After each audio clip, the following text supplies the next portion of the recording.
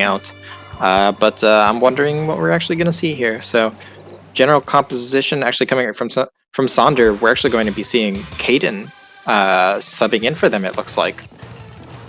After I built up so much to you actually get to play with your full roster, they're not playing with their full roster. That is so frustrating. But in any event, we'll see exactly what comes into play here. As it looks like Sonder actually taking control of the zone. Caden's going to start to step forward here and get a couple of picks. Same reminiscent rush down with gameplay from Polo Knight. That is the complete wipe to start us off here on Sturgeon Shipyard. Don't even get a chance to talk about the compositions for these two teams. It's Sonder taking complete control of the entire map early. Yeah, that was just a very strong push, and another important thing about that, they were able to do that without using too many specials. As I say that, Synapse on the 52 goes down, another member, the Henlo on the machine goes down. Wow, 2 picks coming out from Caden. They're able to get a splashdown, get another, but Zera on the bomb rush coming in, going to be able to recap the zone, but really not entirely killing, killing Sonder's momentum. And as I say that, a very nice pick on Henlo. They're able to get them on the left side. Very nice. The Charger duel, Josh comes out on top. And it looks like Sonder is going to be able to slowly gain back control as, Henlo coming in on that right side, able to kill one of the members who is pressuring Josh, but they're still not able to gain full control. They're getting picks, but they're not making up too much ground. Yeah, there we go. Now as Bomb Rush comes out, there's a 3-down situation. Now as Josh starts to step forward, again, the complete wipe is going to give Sonder complete control of what's going on. But I really want to give credit here to the members of Whorainzone. They were able to, take care of business there. They were able to be even more of a nuisance moving on forward with that incomer that came out a little bit of a last second. And that CDS player was certainly able to provide more of a nuisance here to Josh moving forward. But we do see they're starting to go right back into the zone. Mika got a flick and get 1. 2-down situation for Saunders. They start to move on forward again. Probably going to rush on the other side of the map here as it is all green for Whorainzone as they continue moving forward. Again, another 2-down situation. That's Josh down as well, being that little bit more of a long range presence. Splashdown jump coming in. I don't think it caught anyone off guard. Synapse is going to go down, though, as the aggression continues coming in from Whorainzone. They are going to take the lead here as it's another 3-down situation for Sonder. Yeah, that was even though that splashdown itself didn't get anyone, it actually crossed Synapse up there. And they were able to pick Synapse up on the other side of that splash wall. Booyah coming out, going to be able to clear the fan with that, and perhaps get some ground back for Sonder. But with a very aggressive comp, the Tetra Dualies coming out with the ends up in their face, they're not going to be able to really gain back all the momentum they need. And the strong lockout holds for Whorainzone, able to reign supreme there, which is actually, again, if you looked at the beginning of that match, you probably wouldn't have been able to tell, right? But at the end of the day, they were able to get in those positions that they preferred. You saw Zera's there at the top of the opponent's box and the top of the opponent's spinner, able to take care of business there, and the rest of the aggression that was coming in and was matched by Whorainzone was eventually, at the end of the day, what sealed the deal, and they go ahead to take game 1. Yeah, I think that's the thing with running comps with super aggressive weapons like Tetras. Even though you don't win all of your fights, but the ones you win big. And really, Whorainzone was just able to capitalize on their victories in that match. They're able to really kind of, once they got a couple picks, they were able to extend their aggression up into the court, push into Sonder's base, which Sonder was not able to do on their pushes. Yeah, and it saved for the first one, right? Yes. But once you were able to push in so far, and that's really the tell of the tale, right, when it comes to splat zones, is once you're able to push so far into the opponent's base, once you're in a situation where your opponent is forced to pop their specials just to try to have a chance at contesting, as I mentioned it earlier, that's when things start to be real dire, real fast, as those typically tend to be towards the end of the game. But here we are, we're heading on into game 2. By the way, as a reminder, it's a best of 5 set between these two teams, so the set is not going to be decided here quite yet. Similar compositions, as a matter of fact, the same exact compositions coming in from both of these squads. We head on to Starfish main stage. This is an interesting map for sure. This is a sort of map where you're always suspicious of one of the members flanking. Synapse actually coming out on the flank here, able to get catch Zera unaware.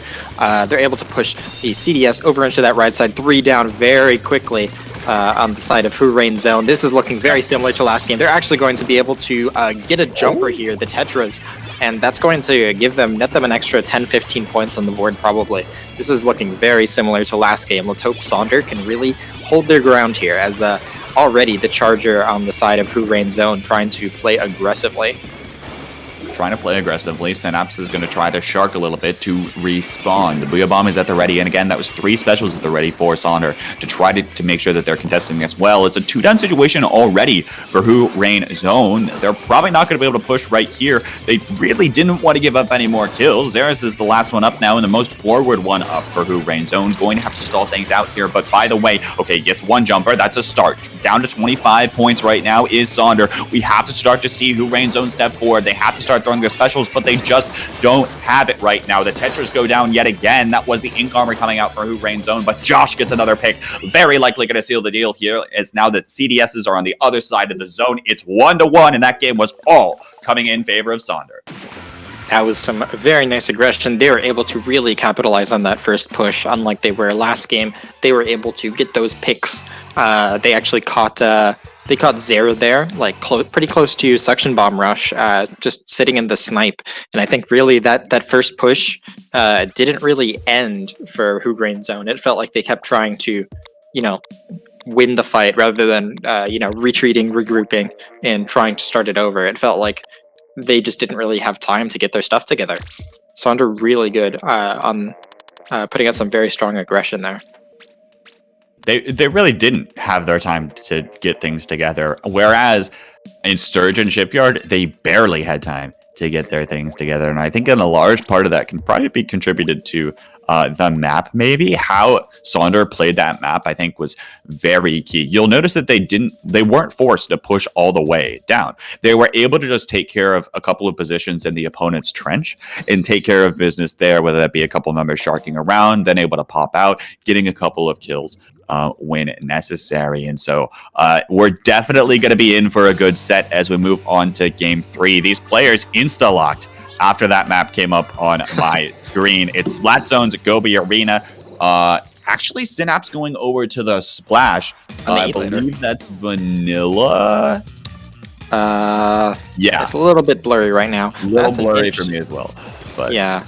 That's an interesting pick, actually. You don't see Vanilla Splash all too often, but I think it's a very strong pick. It has what is it, 170 inkjet? I can't quite remember. It gets inkjet super quickly, and the mist is super great for controlling the ground there. But the aggression coming out on the other side this time. Whorainzone able to get 2-3 quick picks and able to push the Charger on Sonder all the way back into their base. This is looking very different from last game, as the Tetras actually coming out on their own. They're able to get a trade there, which is actually going to be in favor of Whorainzone. They're not going to be able to have that have those fizzies or the special on the push in. The rain and the inkjet coming in from both sides, or the rain coming in from both sides, but the specials going by.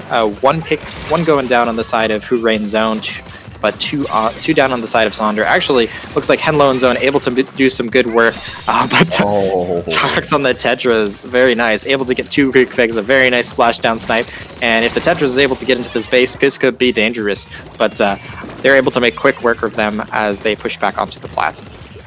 Well done there by Fugu to go ahead and pick up 2 with those Tetras in zone, shutting down that push coming in from Sonder. By the way, Whorainzone almost already worked through their penalty, and Sonder is like 3 down yet again. Caden's the last one up, popped the Ink Armor to try to stay alive, and now it's getting run down by Fugu. It's going to get taken down yet again, and now it's Whorainzone. They're just going to continue stepping forward. Gets 1, but is going to go down there to that player. 20 takes the timer left to go, and Sonder, you have to get back into the zone. You have to paint this thing.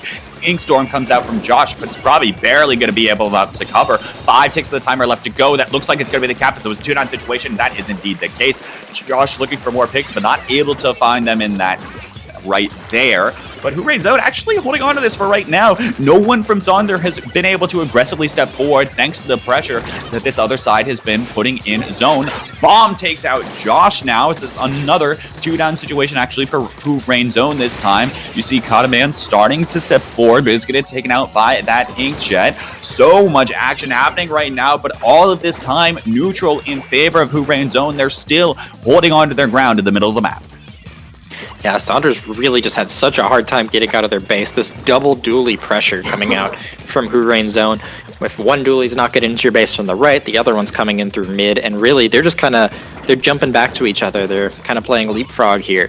And they're just able to really consistently maintain a presence in the enemy base. And yeah, that rush for zone, not going to be nearly enough. Sonder was just totally unable to really get anyone on plat, get their specials together, just control the pressure coming out from Whorainzone. That's been super back and forth for so far. Super interesting too in that last game. It was the team that was able to rush forward and get the proper, get solid ground first. And then they were just able to kind of take care of business, right? Maybe you attribute that to, well, the other team didn't really have the time to charge up their specials. They really, I mean, especially on a map like Gobi Arena, when you have dualies pushed up so far, you don't have time, or you don't have room to charge your specials in a manner when you're not going to be contested or challenged by some of these dualies. And when you're talking about players at this high of a skill level, you're seeing that in a lot of these cases, these dualies can go ahead, take care of business in those 1v1s from Kaidaman and Fugu. Again, a super interesting set. We're on match point as we head to Snapper Canal. Sonder has to win the next two, but who does this one favor, or does it favor anyone? As both these teams seem to be playing relatively similar styles in their victories.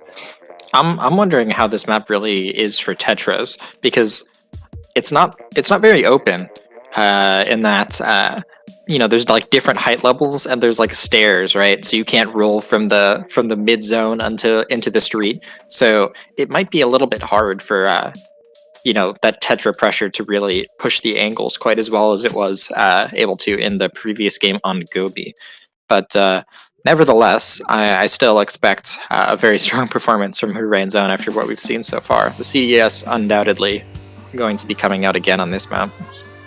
Looks like we took a little bit of time to lock in our weapons instead of the insta-lock that we've been seeing. And it looks like actually dualies coming in from the side of Sonder to try to respond as we see the custom dualie squelchers picked up there for Sonder. Well, that's exactly, this isn't one of those maps where you can just rush in and lock out an opponent as easily. We'll have to see, especially with these weapons, right? So we'll have to see where that comes into play here. Already, Mika forcing the jump away, so that's going to be an early zone cap for Whorainzone right now, with Sonder nowhere to be seen really around the zone. I don't know if you saw that, but at the very beginning of the game, very interesting coming out from the side of Whorainzone.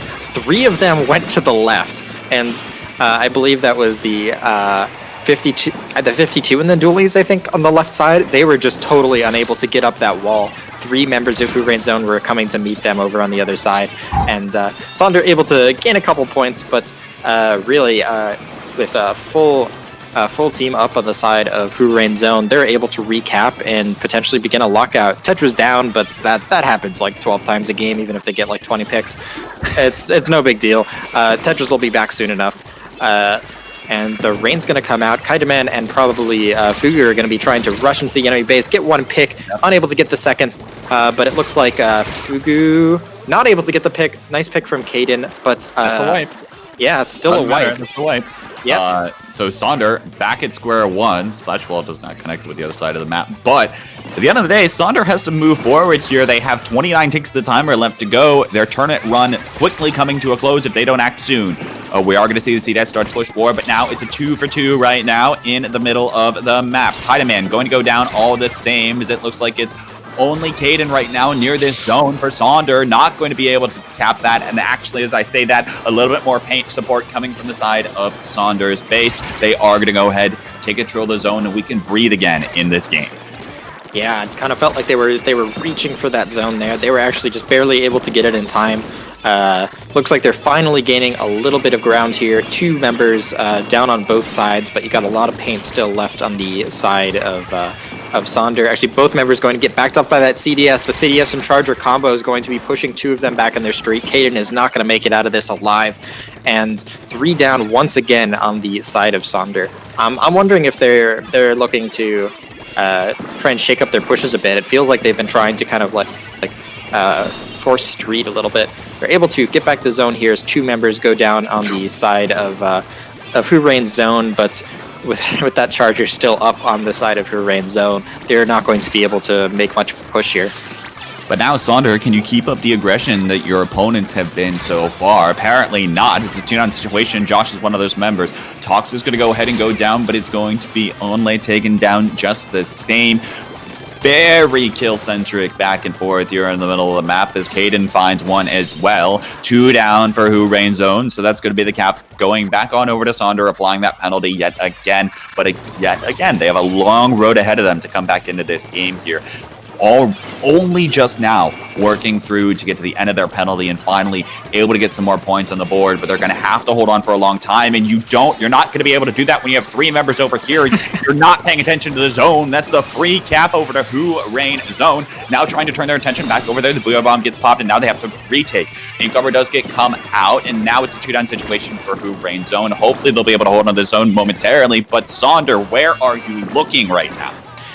Yeah, it's actually interesting. 3 of the members on Whorainzone went down. It looked like they were actually, when 3 of them went up into that top right, they were able to shut down that pressure, but actually very quickly, they're able to push back in through street, which is a little bit slightly uncontested at the moment, and that armor, that Charger, the Tetra is coming up. Josh is going to be feeling the pressure in just a moment here.